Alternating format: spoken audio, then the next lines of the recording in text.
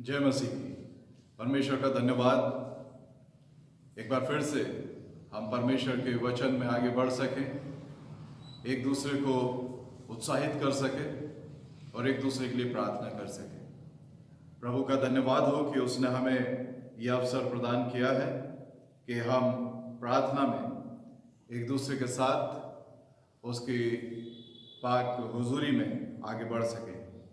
आइए आज के वचन में आगे बढ़ने के लिए उससे सामर्थ्य मांगे, दुआ करें। सर्वशक्तिमान जीवित परमेश्वर, धन्यवाद के साथ तेरे पवित्र चरणों में धन्यवाद देते हैं पिता परमेश्वर कि तूने हमें एक बार फिर से यह अवसर दिया कि हम जहाँ कहीं भी हैं इस सुंदर सभा में तेरे पवित्र नाम को धन्य कह सकें। और धन्य कहने के हमारे पास पर्याप्त अवसर है, पर्याप्त समय है और एक ऐसे समय में जबकि कठिन परिस्थितियां हैं, हम सब तुझ में सुरक्षित पाए जाते हैं। इसके लिए हृदय से तेरा धन्यवाद देते हैं। प्रार्थना करते हैं एक दूसरे के लिए कि हम उस आत्मिक उन्नति में आगे बढ़ते चले जाएं। जब हम अपने घरों पर रहकर तुझे स्मरण करते हैं, तेरा वचन पढ़ते हैं, मनन करते हैं, बातचीत करते हैं, प्रभु अपने परिवारों के साथ तेरे पवित्र नाम को धन्य कहते हुए तेरे नाम की प्रशंसा करें। और पिता परमेश्वर, जब जब अवसर मिले तेरे पवित्र नाम की गवाही अपने जीवनों के माध्यम से, एक दूसरे से बातचीत के माध्यम से इस संसार के आगे रख सके। प्रभु जी, हम स्मरण करते हैं तमाम लोगों को जो इस समय में अपनी ड्यूटीज पर हैं, चाहे वो मेडिकल स्टाफ हो या हमारा पुलिस विभाग हो या अन्य कोई और संस्था के लोग। ऐसे समय में जब पिता परमेश्वर बाहर निकलकर लोगों की मदद करते हैं, तमाम मेडिकल पर्सनल्स उन कोरोना पेशेंट्स के साथ, हाय खुदाबंद, तेरी सुरक्षा उन सब के लिए चाहते हैं और दुआ करते हैं खुदाबंद कि हमसे दुगनी सुरक्षा उन्हें प्रदान करें कि जब वो अपने कर्तव्य को पूरा करते हैं, अपनी ड्यूटीज़ करते हैं, प्रभु जी उनको, उनके परिवारों को सुरक्षित रखें। हमारे साथ हो, आज के इस वचन में आगे बढ़ने की हमें सामर्थ्य दें और हमसे बातचीत करें। प्रभु यीशु के पवित्र नाम को मांगते हैं, आमीन। धन्यवाद परमेश्वर का, उसने हम सबको सुरक्षित रखा और एक बार फिर हम उसके पवित्र वचन में आगे बढ़ सकें, यह अवसर उसने हमें प्रदान किया। मैं उम्मीद करता हूँ और निरंतर प्रार्थना करता हूँ कि आप सब अपने स्थानों पर, अपने घरों में, अपने परिवार के साथ सुरक्षित होंगे। और तमाम लोग जो इस समय में अपनी ड्यूटीज़ पर जा रहे हैं, ख़ास तौर से हमारे शालोम परिवार के तमाम लोग जो पीजीआई संस्थान में कार्यरत हैं, उन सब के लिए हम निरंतर प्रार्थना कर रहे हैं। और हमारी एक ही प्रार्थना है, जैसे हम बार बार दोहराते हैं, प्रभु हमसे दुगनी सुरक्षा तो हमारे इन प्रियों को प्रदान कर। आइए आज के वचन में हम आगे बढ़ें। और आप सब जानते हैं कि हम सब इन माइनर प्रॉफिट्स के ऊपर बातचीत कर रहे हैं, ये छोटे भविष्यवक्ता जो पाए जाते हैं। और हम जिस किताब के ऊपर या जिस भविष्यवक्ता के उस वचन के ऊपर जो परमेश्वर की ओर से उसे मिला, बात कर रहे हैं मीका नबी की किताब, उसके 3 अध्याय के 9 पद से आगे। और इसको लिंक करने के लिए या इसको जोड़ने के लिए मैं 8वें पद से पढ़ना चाहूँगा, ताकि हम रिकॉल कर सकें कि बीते सप्ताह हमने किस विषय पर बातचीत की है। मेरे साथ निकाल लीजिए मीका नबी की किताब, उसका 3 अध्याय 8 पद से आगे।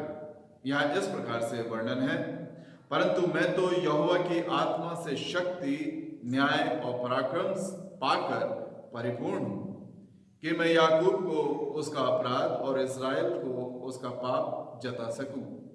हे याकूब के घराने के प्रधानों, हे इस्राएल के घराने के न्यायियों, हे न्याय से घृणा करने वालों और सीधी बातों को टेढ़ी मेढ़ी करने वालों, ये बात सुनो। तुम सिय्योन को हत्या करके और यरूशलेम को कुटिलता करके दृढ़ करते हो। उसके प्रधान घूस ले लेकर विचार करते और याजक दाम ले लेकर व्यवस्था देते हैं और भविष्यवक्ता रुपए के लिए भावी कहते हैं। तो भी वे ये कहकर यहोवा पर भरोसा रखते हैं, यहोवा हमारे बीच में है, इसलिए कोई विपत्ति हम पर न आएगी।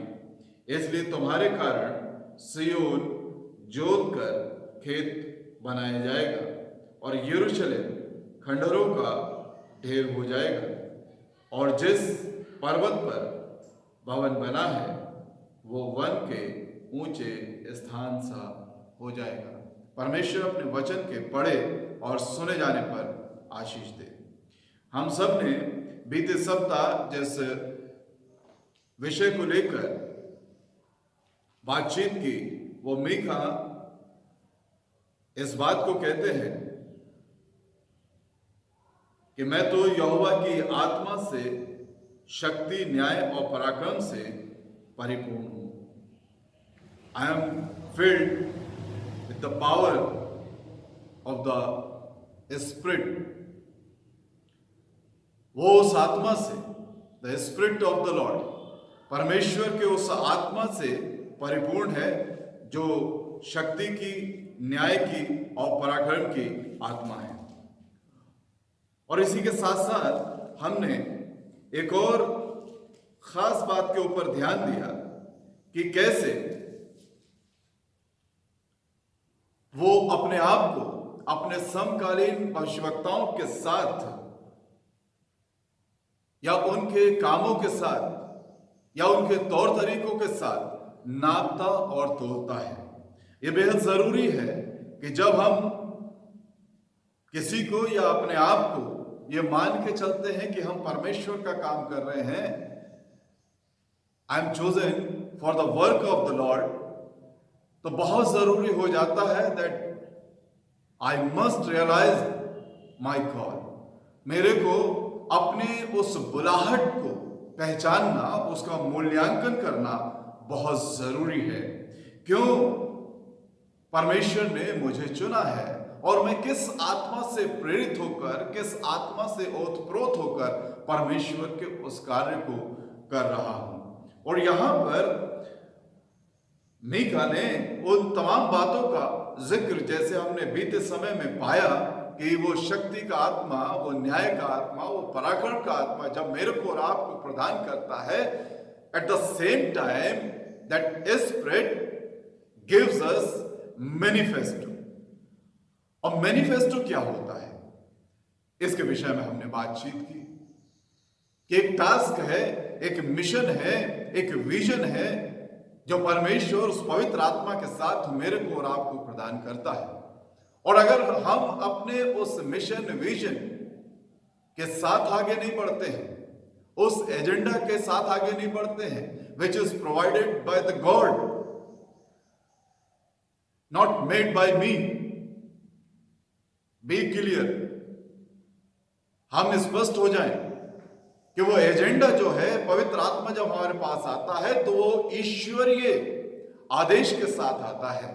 मेरी योजनाओं को या मेरे अपने आप को, मेरे स्वार्थ की पूर्ति के लिए, मेरे अपने आप को खुश करने के लिए वो पवित्र आत्मा नहीं आता है कि मैं उस पवित्र आत्मा को लेकर बड़ा आनंदित हो जाऊं और सबको ये बताऊं कि परमेश्वर का पवित्र आत्मा मेरे को प्राप्त हुआ है और मैं कुछ विशेष हो गया हूं, मैं आप लोगों से कुछ अलग हो गया हूं। हाँ, निश्चित रूप से अलग हो गए हैं, लेकिन एक बहुत ही जरूरी काम के लिए, और वो काम है परमेश्वर का काम। देखिए मीका किस तरह से उस काम को लेकर आगे बढ़ रहा है और वो बताना चाहता है, he is very clear about the call of God, about his manifesto।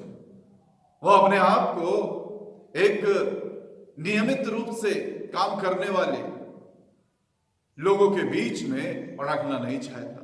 वहां पर नियमित रूप से बहुत से लोग थे जो अपने पेट की भलाई के लिए या अपनी संतुष्टि के लिए वहां पर काम कर रहे हैं। इन कॉन्ट्रास्ट 8वें पद के दूसरे हिस्से को हम देखें तो वो अपने उस मिशन को, क्यों परमेश्वर ने उसे बुलाया है, वो उसको स्पष्ट करता है और वो कहता है कि मैं याकूब को उसका अपराध और इस्राएल को उसका पाप जता सकूं, to declare to Jacob his transgressions and to Israel his sin. मैं उसको अपराध और उसके पाप को बताने के लिए नियुक्त किया गया हूं, उनको आनंदित करने के लिए नहीं किया गया हूं। When I am appointed by God, I am not appointed to please men. हम अक्सर लोगों को खुश करने के लिए, जो परमेश्वर ने जिस बात के लिए मुझे नियुक्त किया है, हम उससे भटक जाते हैं। परमेश्वर ने नियुक्त किया है कि हम उसके काम को आगे बढ़ाएं, हम उसके वचन की चर्चा करें, हम उसके वचन को स्पष्ट रूप से, सीधे रूप में लोगों के सामने रखें। लेकिन हम अपनी पूर्ति के लिए, अपने मन को आनंदित करने के लिए, दूसरों के मन को आनंदित करने के लिए, दूसरों के साथ अपने संबंध को बेहतर बनाए रखने के लिए परमेश्वर के वचन का प्रचार करते हैं।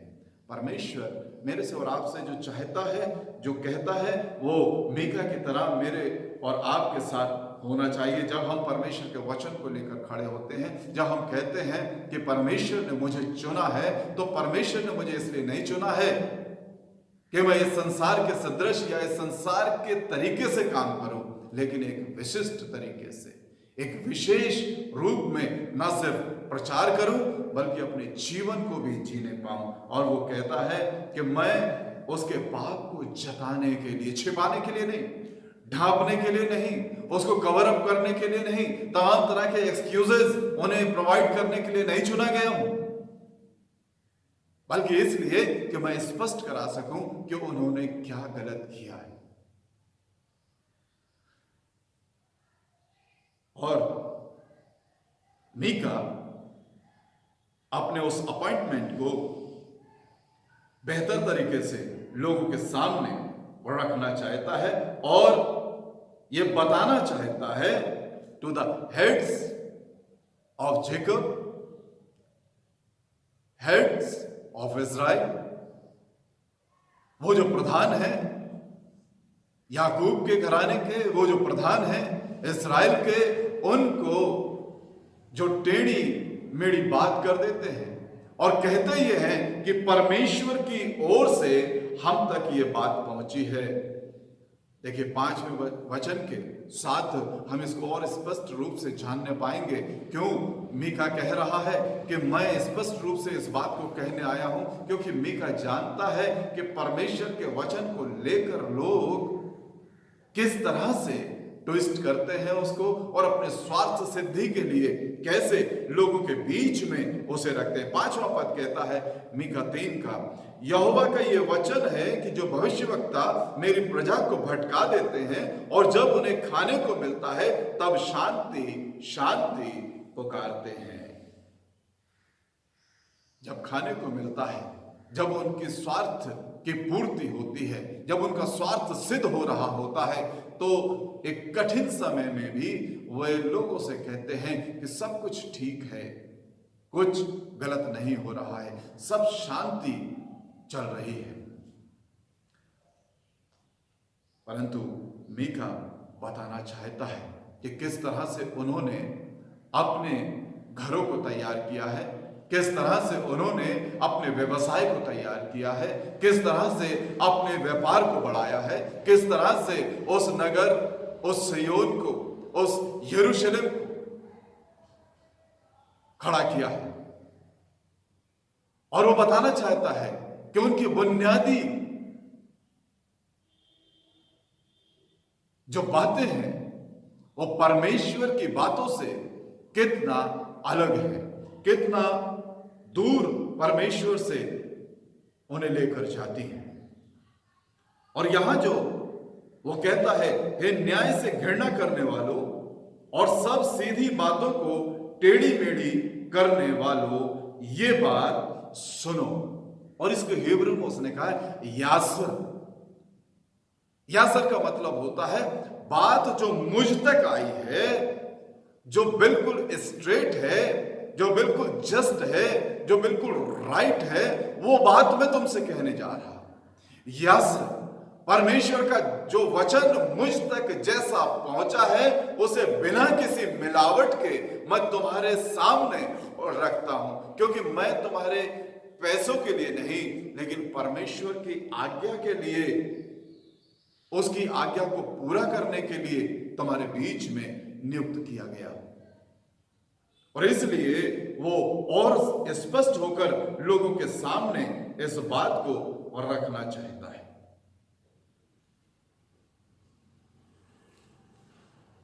10वें पद में वो कहता, तुम सिय्योन को हत्या करके और यरूशलेम को कुटिलता करके दृढ़ करते हो।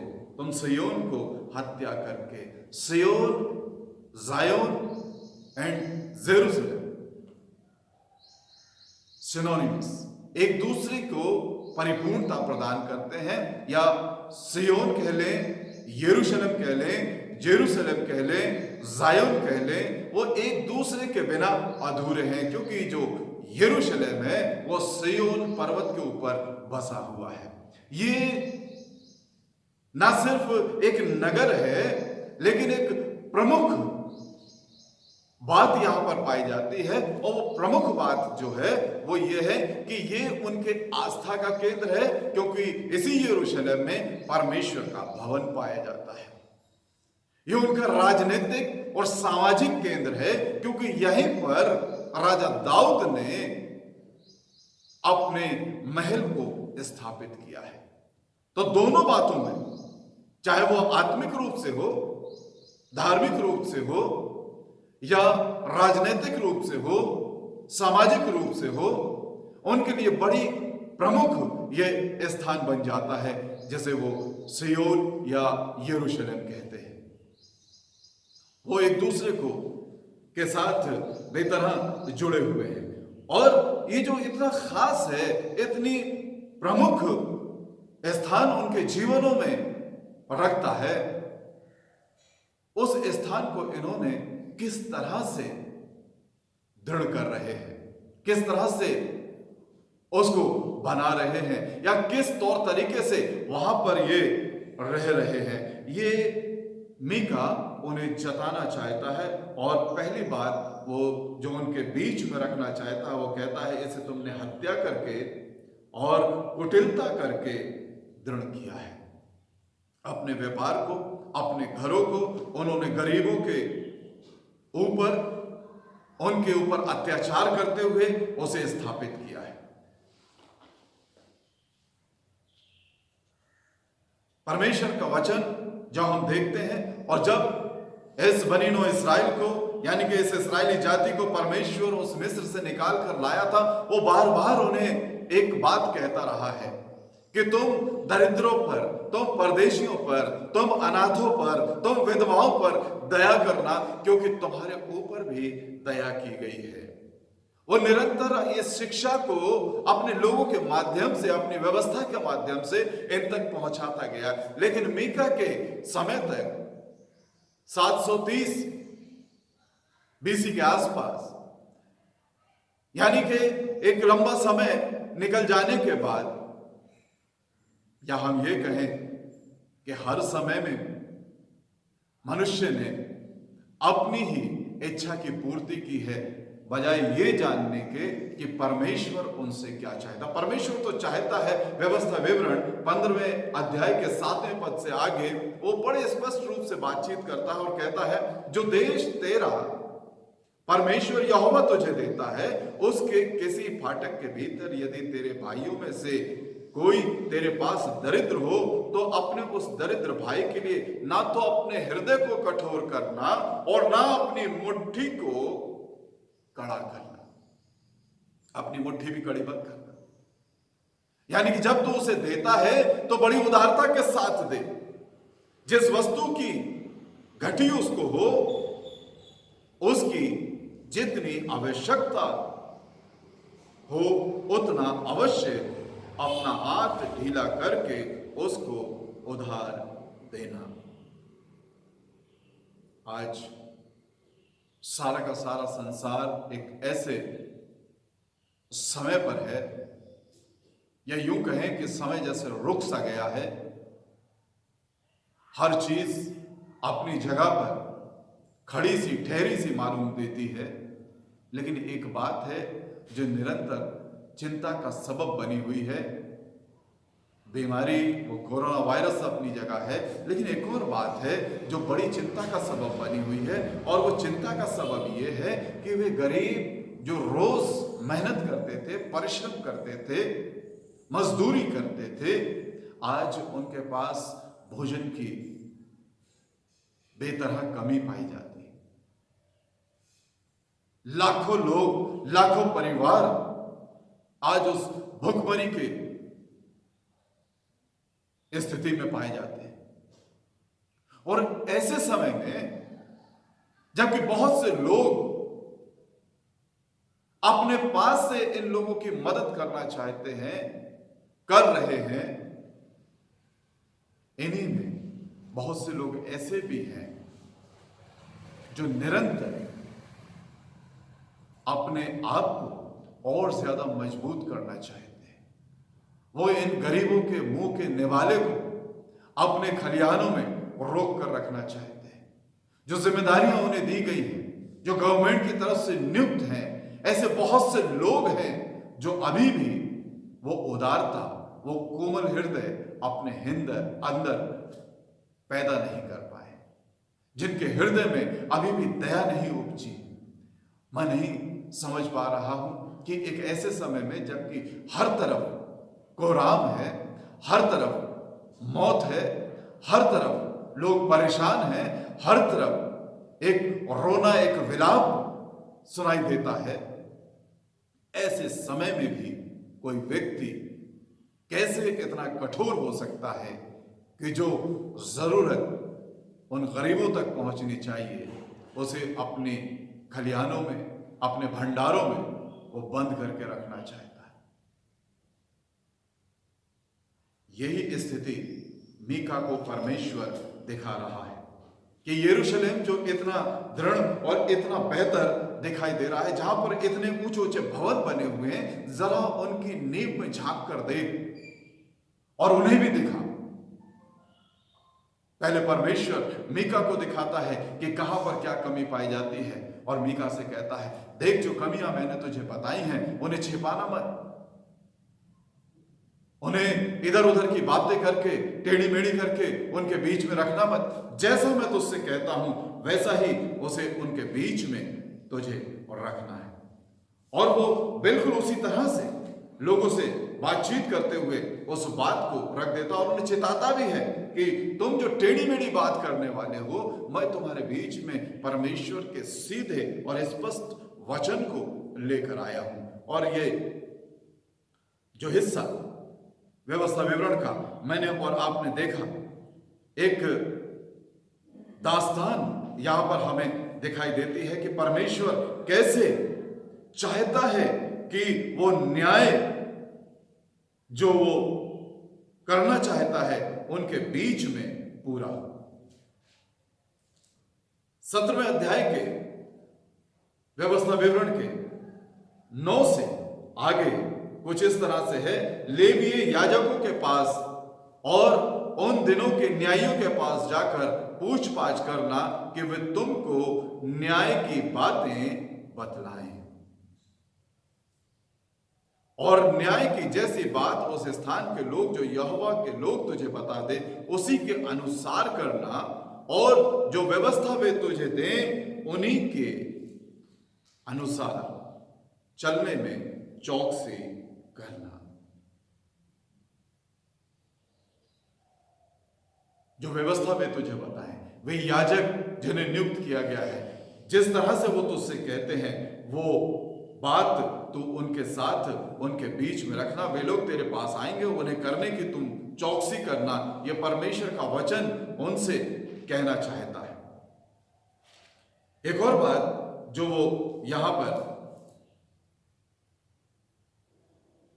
ताकीद करता है या व्यवस्था में उन्हें बताता है, तुम न्याय ना बिगाड़ना, तू ना तो पक्षपात करना और ना तो घूस लेना, क्योंकि घूस बुद्धिमान की आंखें अंधी कर देती है और धर्मियों की बातें पलट देती है।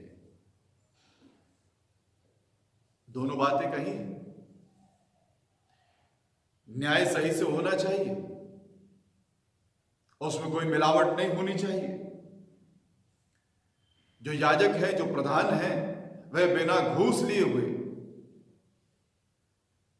सच्चा न्याय लोगों के बीच में कर सके। लेकिन हम पाते हैं मीका यहां उनके उस चरित्र को उजागर कर रहा है। 11वें पद में वो कहता है, उसके प्रधान घूस ले लेकर विचार करते और याजक दाम ले लेकर व्यवस्था देते हैं। अब आप और मैं बड़ी आसानी के साथ इस बात का मूल्यांकन कर सकते हैं कि जब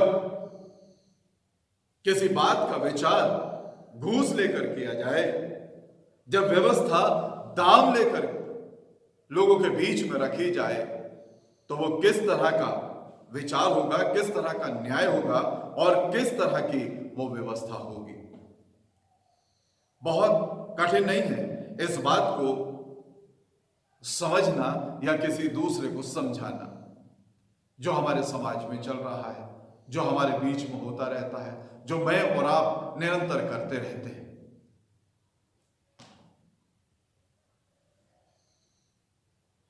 घूस ले लेकर विचार करते हैं और दाम लेकर व्यवस्था देते हैं और भविष्यवक्ता रुपए के लिए भावी कहते हैं। हम सब बिलाम की उस कथा को जानते हैं। गिनती 22 से आगे अध्यायों में वो हमें दिखाई देती है कि कैसे वे लोग आए और परमेश्वर ने उससे पूछा, वे कौन है जो तेरे घर में रुके हुए हैं, वे कौन है जो आज रात तेरे यहां टिके हुए हैं। और जब परमेश्वर ने उससे सीधी बात की तो वो रुपए के लिए ठहर गए। जब उसको और ज्यादा लालच दिया गया तो उसने कहा कि मैं परमेश्वर से एक बार फिर से इस बात को जान लेना चाहता हूं।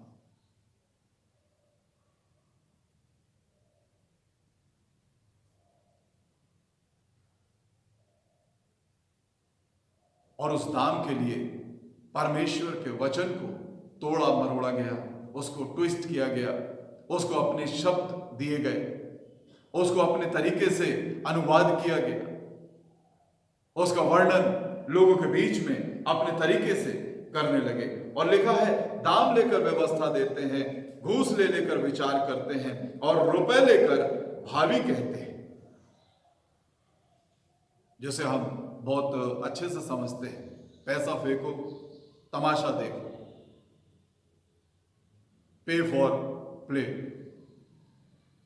जो कराना है आप अपने धन के द्वारा, जो कुछ विचार कराना है, जो कुछ न्याय कराना है, जो कुछ व्यवस्था में इधर से उधर उसको तोड़ना और मरोड़ना है, चाहे यह भी कहना पड़े कि परमेश्वर यूं कहता है, वो पैसा लेकर सब कुछ किया जा सकता है। और ढिठाई उसके ऊपर एक बड़ी हमें यहां पर दिखाई देती है, जो उन लोगों के जीवन में, उनके चरित्र में मीका देख रहा है। एक बड़ी ढिठाई, एक बड़ी कठोरता, एक जैसे कहते हैं कि हद दर्जे तक एक बेशर्मी उनके जीवनों में पाई जाती है।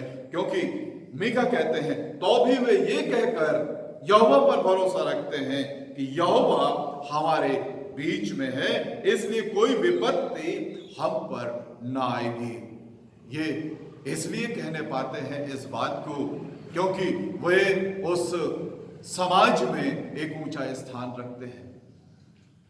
वे उस परमेश्वर के भवन में याजक के पदों पर बैठे हुए हैं, वे समाज में ऊंचे पदों पर बैठे हुए हैं, उनका बड़ा व्यापार है, उनका बड़ा नाम और सम्मान है समाज के बीच में। और इसलिए वे ये कहने पाते हैं कि यहोवा हमारे बीच में है, इसलिए कोई विपत्ति हम पर ना आएगी। एक झूठी बात जो 5वें अध्याय में हमने देखी कि वे कहते हैं शांति शांति, और ना सिर्फ दूसरों से कहते हैं लेकिन अपने आप से भी, अपने आप को भी ये झूठा दिलासा देते हैं। और यिर्मयाह ने ऐसे लोगों के विषय में बिल्कुल सही और सटीक बात कही है, जो यिर्मयाह 7वें अध्याय में हमें दिखाई देती है। 4 पद से आगे, तुम लोग ये कहकर झूठी बातों पर भरोसा मत रखो, यही यहोवा का मंदिर है, यही यहोवा का मंदिर है, यहोवा का मंदिर है। और रात और दिन परमेश्वर के भवन की दोहाई वो लोगों को देते हैं। रात और दिन परमेश्वर का नाम ले लेकर लोगों से वे बातचीत करते हैं, झूठी बातचीत करते हैं, झूठी भविष्यवाणी करते हैं, झूठी व्यवस्था को लोगों के बीच में रखना चाहते हैं। और रात और दिन ये कहते हैं परमेश्वर ये चाहता है, परमेश्वर ये कहता है। लेकिन यिर्मयाह उन्हें चिताना चाहता है कि तुम्हारे इसी तरह के झूठे आचरण की वजह से, गलत और गंदे चरित्र की वजह से यह समस्या तुम्हारे ऊपर आन पड़ी है। क्योंकि यिर्मयाह बराबर उनसे कह रहा है कि तुम बंधुआई में चले जाओगे। मीका बराबर उनसे कह रहा है कि इस यरूशलेम को खंडर कर दिया जाएगा, इसे ऐसा कर दिया जाएगा जैसे इसके ऊपर हल चलाया गया। 12वें पद में जब हम देखते हैं परमेश्वर के जन अपना काम कर रहे हैं, परमेश्वर के लोग अपना काम कर रहे हैं, वे निरंतर परमेश्वर के वचन को लोगों के बीच में रख रहे हैं, सीधे और स्पष्ट रूप से उनसे बातचीत कर रहे हैं। लेकिन हम अपने स्वार्थ में अपने आप को इतना दूषित कर चुके हैं, इतना पतन हमारा हो गया है कि हमने उसी को अपनी जीवन पद्धति बना लिया है, समझ लिया है, और उसी को समझा रहे हैं कि जीवन इसी तरीके से जिया जाता है। अगर हमें एग्जिस्ट करना है इस संसार में, अगर अपने आप को बनाए रखना है, अपने अस्तित्व को बचाए रखना है, तो इस लड़ाई को बाय हुक और क्रुक किसी भी तरह से, साम दाम दंड भेद किसी भी तरह से, इस लड़ाई को, जीवन अस्तित्व की लड़ाई को आगे बढ़ाना होगा। ये दुनिया सिखाती रही है, बताती रही है, हम करते रहे हैं, निरंतर करते रहे हैं, और अभी तक करते चले आए, जब तक कि ये वैश्विक महामारी ने हमारे घरों के ऊपर, एक एक दरवाजे के ऊपर दस्तक नहीं दे दी। आज हर एक घर डरा हुआ है, हर एक व्यक्ति डरा हुआ है, हर एक देश डरा हुआ है, हर एक प्रांत डरा हुआ है, हर एक गांव डरा हुआ है। एक वायरस का डर, भय, जिसकी वजह से आज ये परमेश्वर का भवन सूना पड़ा है। जहां आज परमेश्वर का वचन जब प्रचार किया जा रहा है, तो इन खाली चेयर्स के सामने से मैं आपसे बातचीत कर रहा हूं। लेकिन जब हम अपने सामान्य दिनों में थे, तब इस परमेश्वर के भय को हमने अपने जीवनों से, अपने परिवारों से, अपनी कलीसियाओं से, अपने वर्किंग प्लेस से, अपने स्कूल से, अपने कॉलेजेस से, अपनी यूनिवर्सिटीज से, अपने ऑफिसेस से, अपने तमाम सोशल फंक्शन से बाहर निकाल दिया, दूर कर दिया, ताकि हम लोग निर्बाध रूप से अपने मन की कर सके। लेकिन आज ताज्जुब नहीं कि परमेश्वर का कोप भड़का, और उस सोशल बॉन्डिंग को जिसे हमने परमेश्वर के ऊपर स्थान दिया था, वो सोशल डिस्टेंसिंग के रूप में मेरे और आपके सामने आ गई। कि आज मैं और आप तरस रहे हैं कि कब परमेश्वर का भवन खुलेगा और कब मैं और आप यहां परमेश्वर की आराधना करने पाएंगे। परमेश्वर के लोग अपना काम करते रहे, मीका अपना काम करता रहा, यिर्मयाह अपना काम करता रहा, यशायाह अपना काम करता रहा, होशे अपना काम करता रहा, योएल अपना काम करता रहा, ओबद्याह अपना काम करता रहा, आमोस अपना काम करता रहा, योना अपना काम करता रहा, और मीका अपना काम कर रहा। उसके आगे के भविष्यवक्ता भी अपना काम करते रहे, और उसके बाद बहुत से लोग आए जो ये काम करते रहे। प्रभु यीशु मसीह भी आए, वो भी इस काम को परमेश्वर की व्यवस्था को मेरे और आपके लिए ना सिर्फ बता के और सिखा के गए, लेकिन अपने प्राणों की आहुति करके उसके बाद भी हमारी समझ में नहीं आया, उसके बाद भी हमने अपने मन की। और यिर्मयाह इस बात को कहता है, उनके इसी चरित्र को, मेरे इसी चरित्र को, हमारे समाज के इसी चरित्र को वो सामने आगे बढ़ाता है और कहता है, यदि तुम सचमुच अपनी चाल और काम को सुधारो और सचमुच मनुष्य के बीच न्याय करे, परदेसी और अनाथ और विधवा पर अंधेर ना करो, इस स्थान में निर्दोष की हत्या ना करो और दूसरे देवताओं के पीछे ना चलो जिससे तुम्हारी हानि होती है, तो मैं तुमको इस नगर में और इस देश में जो मैंने तुम्हारे पूर्वजों को दिया था युग युग के लिए रहने दूंगा। परमेश्वर ने इस संसार की सृष्टि इतनी सुंदर रीति से इसीलिए नहीं की कि वो इसे नष्ट कर दे। उसने इसे रचा था बागेदन के रूप में, बहुत सुंदर रूप में, बहुत पवित्र रूप में, बहुत शुद्ध रूप में, कि आदम और हव्वा जो उसका स्वरूप है उसमें रह सके, उसमें काम कर सके, उसकी देखभाल कर सके। हमने कितनी अच्छी देखभाल की।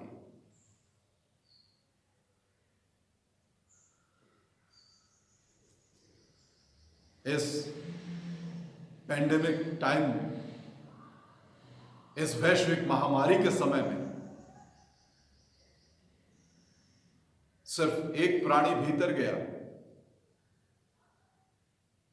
एक प्राणी के कदम रुके और सारी सृष्टि फिर से अपने उस शुद्ध वातावरण को प्राप्त करती चली जा रही है। ज्यादा समय नहीं हुआ है, अभी मात्र महीना पूरा हुआ है।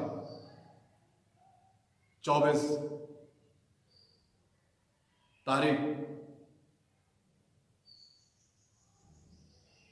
और हम पाते हैं कि हमारी नदियां साफ हो गई हैं, हमारी हवा साफ हो गई है। वो पशु पक्षी जो जंगलों की ओर पलायन कर गए थे, आज फिर से लौट पड़े हैं। बहुत ज्यादा समय नहीं हुआ है, एक प्राणी के कदम रुके और वातावरण शुद्ध हो गया। आप और मैं मूल्यांकन कर सकते हैं, जिस प्राणी की रचना परमेश्वर ने उस बागे अदम की देखरेख करने के लिए, उसमें काम करने के लिए, उसको बेहतर करने के लिए रखा था, उस प्राणी ने इस पृथ्वी का सत्यानाश कर दिया। और यहां पर वो इसी बात को कहता है, अगर हम अपने आचरण में सही होते, बेहतर होते, तो ये पृथ्वी, ये वातावरण आज भी मेरे और आपके रहने के योग्य होता। लेकिन हमने बहुत सी चीजों को अपने मन के अनुसार, अब देखिए हमारा मन कैसा है, क्योंकि हम जानते हैं जैसा हमारा मन होता है उसी के अनुसार हमारे सामने की चीजें हो जाती हैं। अब हमारा मन कैसा है? हम सब बड़ी श्रद्धा और भक्ति के साथ परमेश्वर के भवन में आते हैं। आज हम जिससे भी बातचीत करते हैं, फोन पर बातचीत करते हैं, वो यही कहता है कि कब हम परमेश्वर के भवन में आएंगे। लेकिन इस परमेश्वर के भवन के विषय में मेरी सोच क्या रही है, मैंने क्या इसको बना रखा था, वो यिर्मयाह स्पष्ट करता है। और अगर आज मैं और आप इस बात को कहते हैं कि हमें यहाँ की याद आती है, तो सच में किस रूप में ये भवन मेरे और आपके मनों में बैठा हुआ था। वो ये 7 और 11 यिर्मयाह, इसको हम देखते हैं और वो ये कहता है, क्या ये भवन जो मेरा कहलाता है तुम्हारी दृष्टि में डाकुओं की गुफा हो गया है? Is it not den in your sight, den of robbers? यह है हमारी सोच।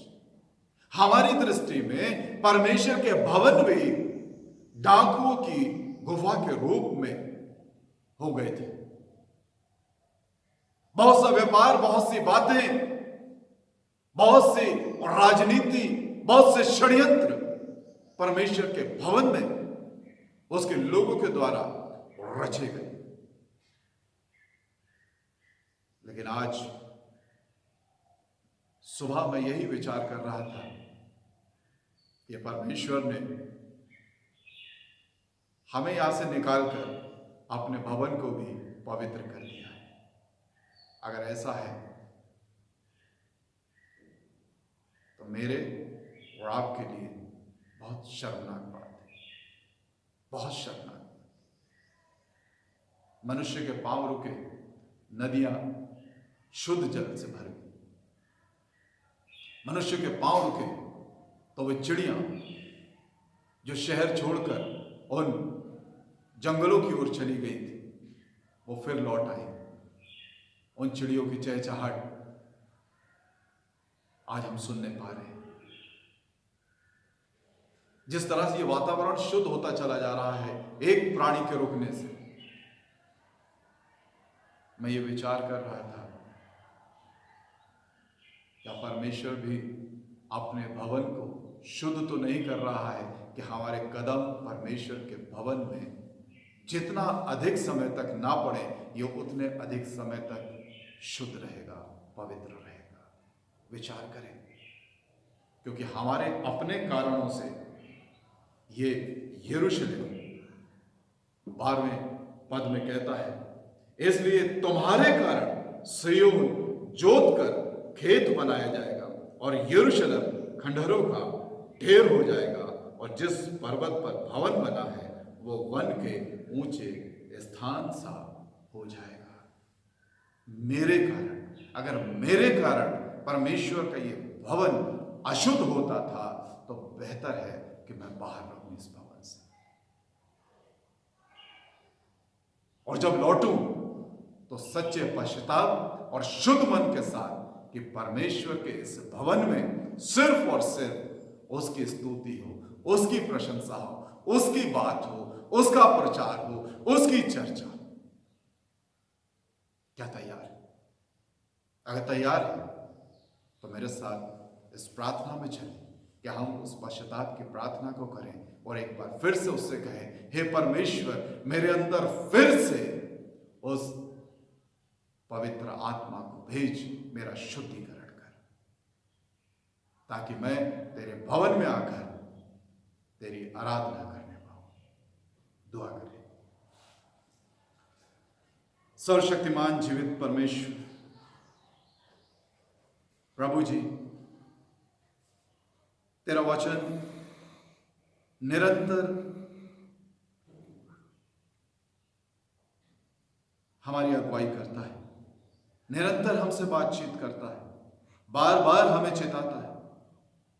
पर प्रभु, हम तो अपनी आदतों से इतने मजबूर हो गए थे, इतने दबे हुए थे, इतने बंधनों में थे कि हम भूल गए कि तेरी इच्छा क्या है। आज की सुबह में प्रभु जी, हम तेरे पवित्र नाम को स्मरण करते हैं, अपने घरों में बैठे हुए हर एक जन को तेरे सामने लेकर आते हैं और दुआ करते हैं, पिता परमेश्वर, कि आने वाले समय में तेरा ये भवन हमारे पश्चातापी मनों के साथ, हमारे समर्पण के साथ, हमारे अपने जीवनों पर गौर करने के साथ, जब हम इन सारी बातों पर गौर कर लेते हैं, पश्चाताप कर लेते हैं, मनन कर लेते हैं प्रभु, तभी भरने पाए। हम में से कोई भी एक भी ऐसा ना हो प्रभु जो बिना पश्चाताप के यहां पर लौटे। पिता परमेश्वर, बेहतर हो कि हम अपने स्थानों पर जो इस समय बैठे हैं प्रभु, अपने हृदय को तेरे सामने तोड़, अपने मनों को उंडेल दे परमेश्वर, क्योंकि इस मन में कुछ भी अच्छा नहीं। इस मन में तो तेरे भवन की छवि भी डाकुओं की खोज ही हमने बना ली। मेरे परमेश्वर, तेरा ये भवन प्रार्थना का भवन ही कहलाए, और जब भी हम यहां पर आए पिता परमेश्वर, उस शुद्ध मन के साथ आए तुझसे बातचीत करने के लिए आए, अपनी स्वार्थ पूर्ति के लिए नहीं, अपने मनों को आनंदित करने के लिए नहीं, एक दूसरे को आनंदित करने के लिए नहीं, परंतु तेरे से बातचीत करने के लिए, तेरे हृदय को आनंदित करने के लिए हम यहाँ पर आने पाए। प्रभु जी, हमारी सहायता करें। हम प्रार्थना करते हैं पिता परमेश्वर, हमारी आज सुबह ये प्रार्थना नहीं है कि तेरा ये भवन जल्द से जल्द भरने पाए। हमारी प्रार्थना है पिता परमेश्वर कि हम जल्द से जल्द पश्चाताप करें, जिससे कि हम तेरे भवन की ओर लौटने पाए। अगर हम अपने आप पर विचार करेंगे प्रभु जी, तो निश्चित रूप से तेरी ओर से माफी पाएंगे। मेरे प्रभु जी, तो दया करता है, तो हमारे पाप अपराध को क्षमा करता है, तो इस बात से आनंदित नहीं होता कि कोई पापी नाश हो जाए। तूने स्वयं कहा, मैं इसलिए इस संसार में नहीं आया कि उस पर दंड की आज्ञा दूं, पर तेरा हृदय तो प्रेम से भरा हुआ है, जो ये चाहता है कि हर एक पापी स्वीकार करे और उस अनंत जीवन को प्राप्त करे। मेरे परमेश्वर, हमने निरंतर पाप किए हैं, एक के बाद एक पाप किए हैं, हमने ढिठाई के पाप किए हैं, हमने तमाम वे बातें की हैं, तमाम आज्ञाओं को तोड़ा है। और इसलिए पिता परमेश्वर, आज इस खाली भवन में हम तुझे स्मरण करते अपने लोगों के साथ। प्रभु जी, जब हम लौटें तो उस शुद्ध मन के साथ लौटें, उस अपने आपे में आ जाएं कि तू दूर से ही देखकर हमें दौड़े और अपने गले से लगा ले, और हम तुझसे कहने पाए, मैं इस योग्य नहीं कि तेरा बेटा कहलाऊं, तेरी संतान कहलाऊं। पर पिता परमेश्वर, हम जानते हैं जितना हम अपने आप को दीन और नम्र करते हैं, जितना हम अपने पापों पर खेदित होते हैं, उतना ही तेरा हृदय प्रेम से और क्षमा से भर जाता है। प्रभु जी, जो पाप अपराध हमने कर दिए हैं परमेश्वर, दया करें हमारे परिवारों पर, हमारी कलीसिया पर, हमारे शहर पर, हमारे प्रांत पर, इस देश पर, इस दुनिया पर हमारे पाप क्षमा करें, दया करें, दया करें। क्योंकि ये सब कुछ हम तेरे पवित्र चरणों में रखते हैं, क्योंकि हम ये जानते हैं कि सिर्फ और सिर्फ तू ही हमारे पापों को क्षमा करके हमें फिर से हमारे टखनों में बल देगा कि हम खड़े हों और तेरी उपस्थिति में आए। धन्यवाद के साथ प्रार्थना प्रभु यीशु मसीह के पवित्र नाम में, आमीन। प्रभु की आशीष को ग्रहण करें। आप जो घरों में बैठे इस वचन को सुन रहे हैं, खड़े हो जाएं अपने स्थान पर, प्रभु की आशीष को ग्रहण। अब हमारे प्रभु यीशु मसीह का अनुग्रह, परमेश्वर पिता का प्रेम और पवित्र आत्मा की सहभागिता उपस्थित प्रत्येक जन पर, इस कलीसिया पर, दुनिया के तमाम उन लोगों पर जो तेरी न्याय व्यवस्था में विश्वास रखते हैं, अब से लेकर तेरे प्रिय आने तक